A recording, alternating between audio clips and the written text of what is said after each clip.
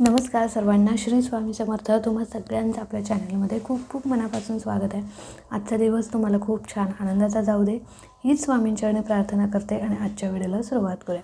तर आजच्या व्हिडिओमध्ये आपण दत्त जयंती कशी साजरी करावी, दत्त जयंतीच्या दिवशी कोणत्या सेवा कराव्यात आणि योग्य पद्धतीने अगदी बघा, ज्यावेळी आपण अनेक सेवा करत असतो, मनापासून सेवा करत असतो, दत्त जयंती च्या दिवशी ज्यांना काही कारणानिमित्त आधी सेवा करणं शक्य नाही किंवा म्हणजे गुरुचरित्र असेल, स्वामीचरित्र असेल, 21 दिवसाची 11 दिवसाची सेवा, कोणतीच सेवा करणं शक्य नसेल, तर दत्त जयंतीच्या दिवशी दत्त जयंती छानपैकी अगदी साध्या पद्धतीने आपल्या घरात छान साजरे करून त्या दिवशी कोणती सेवा करावी, ज्या सेवेने आपल्याला पूर्ण सगळ्या सेवांचं फळ मिळेल आणि दत्त महाराजांचा आशीर्वादसुद्धा प्राप्त होईल. तर अगदी आज आपण त्याबद्दलचीच अगदी डिटेल माहिती बघणार आहोत. अगदी पूजा, मांडणी, अभिषेक, सेवा, उपवास याबद्दलची सगळी माहिती आपण आज बघणार आहोत. त्यामुळे व्हिडिओ शेवटपर्यंत नक्की बघा. तर 4 डिसेंबर म्हणजेच गुरुवारी आहे आणि दत्त जयंती पण, आणि दुग्ध शर्करा योगच म्हणू आपण. तर दत्त जयंतीच्या दिवशी सगळ्यात पहिले आपल्याला छानपैकी आता कोणाकोणाचं गुरुचरित्र पारायण असेल त्यांनी सकाळीच आपलं ब्रह्ममुहूर्तावरती उठून पारायणाची समाप्ती करायची आहे. म्हणजे वाचन वगैरे उद्यापन आपण त्या दिवशी करत नाही, पण पारायण समाप्ती त्याच दिवशी करायची आहे. ठीक आहे. आता जे काही तुमचं शेवटच्या दिवसाचं वाचन, पठण, सेवा ज्या काही आहेत त्या सकाळी उठून लवकर करून घ्यायच्या. त्याच्यानंतर तुम्हाला तुमची देवपूजा वगैरे करून घ्यायची. त्याच्या आधी घर वगैरे स्वच्छ वगैरे करून घ्यायचं. घरात जरा गोमूत्र वगैरे शिंपडायचं. आपलं उंबरा वगैरे हळदीचं लेपन करायचं, कारण त्या दिवशी आहे गुरुवार. आणि दारात पण छानपैकी सडा रांगोळी करायची आणि आपली देवपूजा करून घ्यायची. देवपूजा करत असताना तुमच्याकडे जर दत्त महाराज किंवा स्वामींची मूर्ती असेल तर महाराजांच्या मूर्तीची आपल्याला पंचोपचार पद्धतीने त्या दिवशी पूजा करायचीच आहे. बघा, इतर वेळी आपल्याला नाही जमत, पण अशा काही विशिष्ट दिवशी आपण ही पूजा ही केलीच पाहिजे. अभिषेक आपल्या घरात झालाच पाहिजे. ते आपल्यासाठीच चांगलं असतं, लक्षात घ्या. तर आता दत्त जयंतीच्या दिवशी भले स्वामींची मूर्ती असो, दत्त महाराजांची मूर्ती असो, अभिषेक कसा करायचा बघा. तर सगळ्यात पहिले तामणामध्ये तुम्हाला त्यांची मूर्ती घ्यायची आहे. मग कोणाची असो, स्वामी, दत्त महाराज कोणाची, आणि दोघांची असली तरी सेपरेट घेऊन दोघांच्याही मूर्तीवरती तुम्हाला अभिषेक करायचा आहे. ठीक आहे. आता मी मूर्तीवरती अभिषेक कसा करायचा, सगळ्यात पहिले आपली जी काही बाकीचे देव आहेत, देवांची पूजा आहे ती करून घ्यायची आणि शेवटी तुम्हाला ताम्हण घ्यायचं. ताम्हणामध्ये मूर्ती घ्यायची आणि मूर्तीवरती थोडंसं पहिल्यांदा पाणी टाकायचं आणि मूर्ती स्वच्छ करून घ्यायची आणि त्याच्यानंतर आपल्याला अभिषेक करायचा आहे. जर तुमच्याकडं उटणं, चंदन काही असेल त्याच्याने आधी मूर्ती स्वच्छ करून घ्या आणि मग अभिषेकाला सुरुवात करा जर असेल तर. आता अभिषेक करण्यासाठी कोणते स्तोत्रमंत्र म्हणायचे बघा. इतर वेळी ठीक आपल्याला वेळ नसतो, पण अशा दिवशी सगळ्या स्तोत्रमंत्रांसहित आपल्या घरामध्ये आपल्या गुरूंच्या मूर्तींवरती अभिषेक हा झालाच पाहिजे, लक्षात घ्या. तर सगळ्यात पहिले तुम्हाला एक वेळेस गणपती आता ह्या सगळ्या सेवा 16 वेळेस तुम्हाला म्हणायच्या आहेत, पण नसेल शक्य तर एक वेळेस म्हणून तरी अभिषेक केलाच पाहिजे. तर एक वेळेस गणपती अथर्वशीर्ष, एक वेळेस पुरुष सूक्त, एक वेळेस श्री सूक्त, एक वेळेस पवनाम सूक्त, एक माळ श्री स्वामी समर्थ आणि एक माळ श्री गुरुदेव दत्त किंवा दिगंबरा श्रीपाद वल्लभ दिगंबरा, या सगळ्या सेवा करून तुम्हाला अभिषेक करायचा आहे. अभिषेक करत असताना जर तुमच्याकडे गळती असेल किंवा अभिषेक पात्र म्हणू आपण त्याला, अभिषेक पात्र असेल तर अतिशय उत्तम, कारण अभिषेक एकदा चालू केला की आपण या सगळ्या सेवा म्हणायला आपल्याला बरं पडतं. किंवा जर आपण पाण्याने म्हणजे आपल्या चमच्याने अभिषेक घालत राहू तर आपले जर इकडे पण लक्ष नाही आणि तिकडे पण लक्ष नाही असं होत जातं. जर तुम्ही कम्फर्टेबल असाल तर नक्की हाताने अभिषेक म्हणजे चमच्याने अभिषेक करा. नसेल तर तुम्ही अभिषेक पात्र लावून छानपैकी आपल्या सेवा करू शकता. सगळ्यात पहिले कुठलं अथर्वशीर्ष म्हणायचं, अथर्वशीर्ष फलश्रुतीसहित म्हणायचं. पुरुष सूक्त एक वेळेस, स्त्री सूक्त एक वेळेस, पवनाम सूक्त एक वेळेस आणि हे आपलं स्वामींचा जप एक माळ, गुरुदेव दत्तांचा जप 1 माळ. ठीक आहे. ह्या सगळ्या सेवा करून तुम्हाला अभिषेक करायचा आहे. अभिषेक शुद्ध पाण्याचा तुम्हाला करायचा आहे. तुम्ही इच्छा असेल तर तुम्ही पंचामृताचा अभिषेक करू शकता, पण नसेल तर तुम्ही 5 वेळा पंचामृताचा अभिषेक करा आणि बाकीच्या वेळी परत मूर्ती स्वच्छ करून शुद्ध पाण्याचा किंवा पहिल्यापासूनच तुम्ही शुद्ध पाण्याचा अभिषेक करू शकता. अभिषेक केलेलं जे तीर्थ आहे ते अजिबात वाया घालवायचं नाही. प्रत्येक घरात म्हणजे घरात तुमच्या जेवढे पण मेंबर आहेत तेवढ्या सगळ्यांना ते तीर्थ म्हणून द्यायचं आहे. थोडं घरामध्ये शिंपडायचं आहे, जेणेकरून आपल्या घरातली पण निगेटिव्हिटी दूर होईल. ठीक आहे. आता हे झालं, अभिषेक झाला. आता वेगळी पूजा मांडणी तुम्ही करणार असाल, दत्त जयंती आहे, छानपैकी आपल्याला आरास वगैरे तुम्हाला करायची असेल फुलांची वगैरे, तुम्ही वेगळी सेपरेट. आता गुरुचरित्र पारायणाची आपली मांडणी असतेच. जर तुम्ही गुरुचरित्र पारायण केलं नसेल, मांडणी नसेल, तर आहे फक्त दत्त जयंतीला मांडणी करणार आहात किंवा पूजा मांडणार आहात, वेगळी आरास करणार आहात, तर काय करायचं, छोटासा चौरंग घ्यायचा, पाट घ्यायचा, त्याच्यावरती शुभ्र वस्त्र पिवळं वस्त्र अंतरायचं. कारण पिवळा रंग दत्त महाराजांना आवडतो, स्वामींना आवडतो आणि गुरुतत्वाचा रंग मानला जातो आणि तो आपला गुरुबळ चांगला करण्यासाठी महत्त्वाचा मानला जातो. म्हणून पिवळं वस्त्र अंतरायचं. शक्यतो त्या दिवशी तुम्हीसुद्धा पिवळं वस्त्र परिधान करण्याचा प्रयत्न करा. असेल साडी, कुर्ता वगैरे तर पिवळं वस्त्र परिधान करा. आणि त्याच्यानंतर वस्त्र अंतरल्यानंतर मूर्ती तिथे ठेवायची, विराजमान करायची. मूर्तीच्या डाव्या साईडला घंटी ठेवायची, उजव्या साईडला छोटंसं पाणी ठेवायचं आपल्या तांब्यामध्ये. त्याच्यानंतर नैवेद्य साखरेचा, खडी साखरेचा ठेवायचा. अगरबत्ती, धूप, दीप या सगळ्या गोष्टी ओवाळून घ्यायच्या. छानपैकी घरात मन प्रसन्न राहील असं वातावरण ठेवायचं. दिवसभर अखंड तुम्हाला नामस्मरण करायचं आहे, भले स्वामींचं असो, दत्त महाराजांचा असो. आणि दिवसभरात एकदा तरी दत्त महाराजांच्या किंवा स्वामींच्या मठात, केंद्रात दर्शन घेऊन यायचंच आहे. जाताना नारळ, खडीसाखर, फूल, अगरबत्ती या सगळ्या गोष्टी घेऊन जा, तिथे अर्पण करा. स्वामींना सांगा, दत्त महाराजांना सांगा की तुमचा आशीर्वाद माझ्या पाठीशी कायम असू दे. तुमची सेवा श्वासात श्वास आहे तोपर्यंत करून घ्या. आणि दिवसभरामध्ये कधीही तुम्ही जाऊ शकता, अगदी सकाळीच गेलं पाहिजे असं काही नाही. तुम्ही या सगळ्या सेवा करून संध्याकाळच्या वेळी दर्शन घेऊन आलात तरी चालेल, काही हरकत नाही. आता ह्या सगळ्या झाल्या, म्हणजे पूजा वगैरे झाल्यानंतर अभिषेक झाला, पूजा झाली. आता सेवा कोणती करायची? तुम्ही स्वामीचरित्र सारामृताचं 1 पारायण करू शकता. तुम्ही गुरुचरित्रातील 14वा आणि 18वा अध्याय वाचू शकता. सोबतच तुम्ही म्हणजे 1 मांडी स्वामीचरित्र सारामृताचं 1 मांडी पारायण करू शकता. आणि सगळ्यात महत्त्वाचं म्हणजे सगळ्यात आता ज्याने त्या दिवशी उपवास करायचा का, तर तुम्ही त्या दिवशी उपवास पण करू शकता.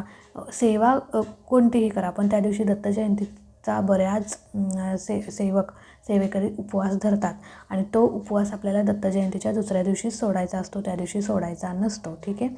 मग तुम्ही उपवास फळं, दूध, जे काही उपवासाचे पदार्थ आहेत ते खाऊन करू शकता. ठीक आहे. म्हणून आपण बघा, दत्त जयंतीचा सप्ताह असतो, गुरुचरित्र पारायण हे 8व्या दिवशी त्याचं उद्यापन केलं जातं. जरी समाप्ती 7व्या दिवशी झाली असली तरी उद्यापन हे 8व्याच दिवशी केलं जातं. आता घरामध्ये तुम्ही आता नैवेद्य काय दाखवायचं? जर समजा तुम्ही उपवास केला आहे तर तुम्ही जे खाताय उपवासाचे पदार्थ, मग फळं असेल, दूध असेल, तो तुम्ही नैवेद्य म्हणून दाखवू शकता, जी काही तुम्ही पूजा मांडणी केलेली आहे. दिवसभर उपवास, संध्याकाळी पण तुम्ही फळं, दूध, जे काही पदार्थ आहेत उपवासाचे खाऊन दुसऱ्या दिवशी तुम्हाला जर गुरुचरित्र पारायण असेल तर दुसऱ्या दिवशी तुम्हाला तो पोथीला नैवेद्य दाखवून उपवास सोडायचा असे आहे. आणि जरी तुम्ही म्हणजे गुरुचरित्र पारायण नाही केलं तरीसुद्धा तुम्हाला त्या दिवशी जर तुम्ही उपवास धरला तर दुसऱ्या दिवशीच तुम्हाला उपवास सोडायचा आहे. आता दत्त जयंती दिवशी सगळ्यात महत्त्वाचं म्हणजे एक अध्याय आहे, तो अध्याय आपल्याला वाचायचा आहे. दत्त जयंती म्हणजे दत्त महाराजांचा जन्मोत्सव आपल्याला साजरा करायचा आहे. अर्थात आपण सेवा केली, अभिषेक केले, पण एक असा अध्याय आहे गुरुचरित्रातला, तो जर तुम्ही या दिवशी पठण कराल तर नक्कीच तुम्हाला दत्त महाराजांचा आशीर्वाद प्राप्त होईल आणि दत्त जन्मकाळ खऱ्या अर्थाने साजरा केल्याचं पुण्य मिळेल. एवढी सेवा केला आहे आणि जे महत्त्वाचं आहे तेच तुम्ही जर वाचन पठण केलं नाही तर काही अर्थ नाही, लक्षात घ्या. म्हणून हा अध्याय जो आहे, या अध्यायात सांगितलेलं आहे की बघा, या अध्यायामध्ये असं सांगितलं. आता तो अध्याय कधी वाचायचा हे सुद्धा महत्त्वाचं आहे, कळालं? विशिष्ट वेळीच तो अध्याय वाचायचा आहे. शक्यतो या वेळेत वाचायचा प्रयत्न करा. नाहीच जमलं, तुम्हाला खूप काम आहे, जॉब आहे, तर दिवसभरात कधीही वाचू शकता, पण या वेळेत मी ज्या वेळेत सांगणार आहे त्या वेळेत जर जमलं तर अतिशय उत्तम. आता या अध्यायात काय सांगितलेलं आहे बघा. बरेच जण गुरुचरित्र वाचलेले आहेत, त्यांना माहीत आहे की त्या अध्यायात काय आहे. पण बघा, अनुसूया माता जी आहे, जी ती अनुसूया माता ची परीक्षा ब्रह्मा विष्णू महेश हे घ्यायला आलेले असतात त्या दिवशी. तर अनुसूया माताचं एक म्हणजे पण असतो किंवा तिचा एक स्वभाव असतो की तिच्या दारात कुणीही आलं तरी उपाशी जात नाही किंवा ती उपाशी त्यांना घालवत नाही. आणि ब्रह्मा विष्णू महेश हे तिची परीक्षा घेण्यासाठी तिच्या दारात गेलेले असतात, तिच्या घरात गेलेले असतात.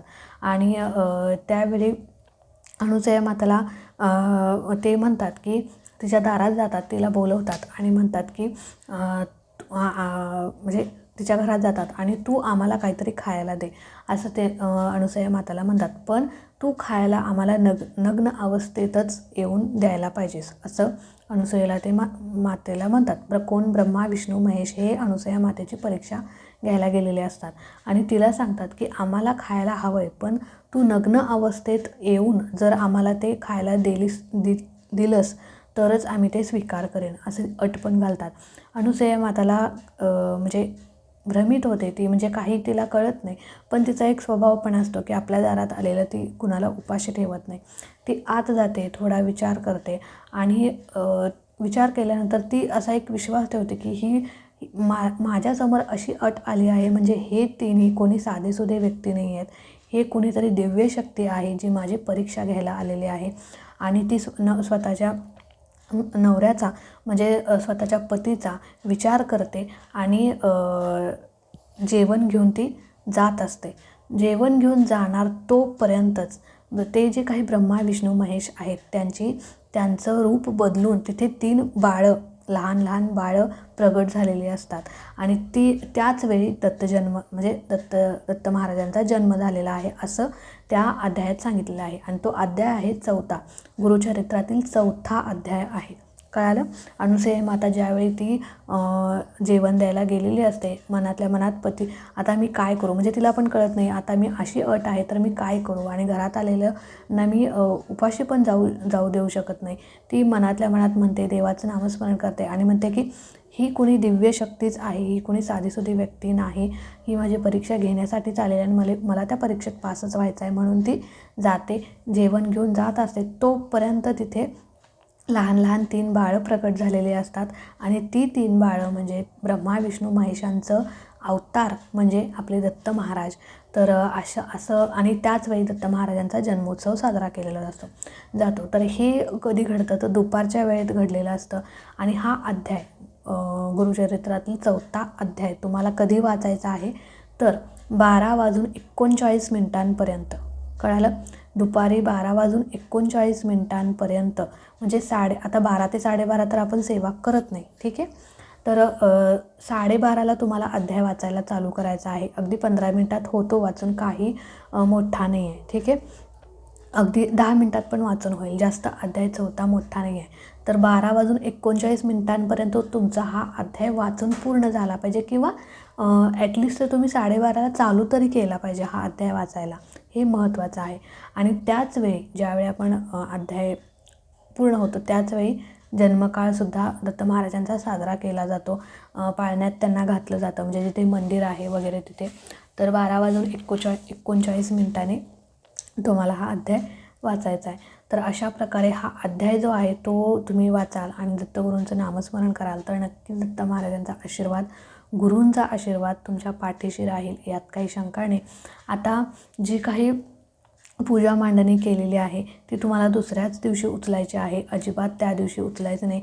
या दिवशी तुम्ही दत्तबावनीची देखील सेवा करू शकता.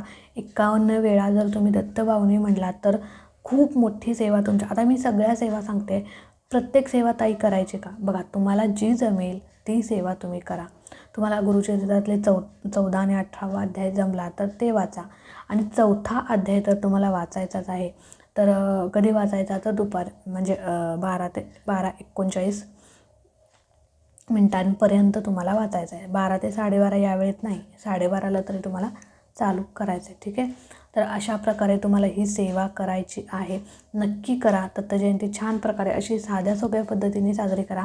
नैवेद्य दाखवायचा आहे. आता सेवा वगैरे करून झाल्यानंतर सकाळी तुम्हाला नैवेद्य दाखवायचा आहे. नैवेद्य तुमच्या घरात जे काही सात्विक अन्न बनलेलं आहे, वरण, भात, भाजी, पोळी आणि शक्यतो म्हणजे श्रावणी घेवडा जो आहे तो दाखवण्याचा प्रयत्न करा. कारण गुरुचरित्रामध्ये 18व्या अध्यायात श्रावणी घेवड्याचं अनन्यसाधारण महत्त्व आहे. गुरुचरित्र आपण पारायण करू त्यावेळी नैवेद्य करताना तो एक मेन पदार्थ असणं त्यामध्ये खूप महत्त्वाचं आहे. त्याच्यामुळे श्रावणी घेवडा जर तुम्हाला मिळाला तर अतिशय उत्तम. अगदी एवढा जरी मिळाला ना, एवढीशी जरी त्याची भाजी केलीत आणि नैवेद्य म्हणून दाखवलात तर नक्कीच दत्त महाराज तुमच्यावरती प्रसन्न होतील. तर हा खूप महत्त्वाची गोष्ट आहे. तुम्ही नैवेद्यामध्ये मग खीर करू शकता, बेसनाचे लाडू करू शकता, अगदी काही जे पण सात्विक अन्न तुम्हाला करायचं आहे आणि नैवेद्य दाखवायचा आहे. सेवा करून झाल्यानंतर आरती करायची आहे. आरती कोणती करायची तर बघा, स्वामींची आरती करायची आहे, दत्त महाराजांची आरती करायची आहे, तुमच्या कुलदेवीची आरती करायची आहे, नारायणाची आरती करायची आहे आणि शंकराची. 5 आरत्या नाही जमल्या तर फक्त तुम्हाला स्वामींची आणि दत्त महाराजांची आरती करून नैवेद्य दाखवायचा आहे. तो नैवेद्य जो आहे तुमच्या घरातल्या लोकांनीच खायचा आहे. कळालं? बाहेर कोणाला द्यायचा नाही. अशा प्रकारे तुम्हाला सेवा करायची आहे. सेवा परत एकदा सांगते, तुम्ही स्वामीचरित्र सारामृत वाचू शकता, 14वा 18 अध्याय वाचू शकता, दिवसभर अखंड नामजप करू शकता किंवा एक मांडी पारायण करू शकता. सोबतच संक्षिप्त गुरुचरित्राचं पारायण करू शकता. जर तुम्हाला वेळ नसेल तर संक्षिप्त गुरुचरित्र पारायण अवश्य तुम्ही या दिवशी करा. त्याचबरोबर तुम्ही आपलं 4था अध्याय तर तुम्हाला वाचायचंच आहे. तर अशा प्रकारे तुम्ही दत्त जयंती साजरी करायची. अगदी साध्या सोप्या पद्धतीने तुम्हाला दत्त जयंतीची मी मांडणी किंवा पूजा असेल सांगितलेली आहे. नक्की अशा प्रकारे सेवा करा आणि दत्त महाराजांचा आशीर्वाद आपण सगळेजण घेऊया आणि छानपैकी दत्त जयंती साजरी करूया. चला तर आजचा व्हिडिओ इथेच एंड करते. आवडला असेल तर नक्कीच लाईक करा, शेअर करा. चॅनलवरती नवीन असाल चॅनलवर सबस्क्राईब नक्की करा. भेटूया अशाच एका नवीन व्हिडिओसोबत, नवीन सेवेसोबत. तोपर्यंत खुश राहा, आनंदी राहा आणि सगळ्यात महत्त्वाचं दत्त महाराजांच्या सोबत स्वामींची सेवा देखील करत राहा. श्री स्वामी समर्थ.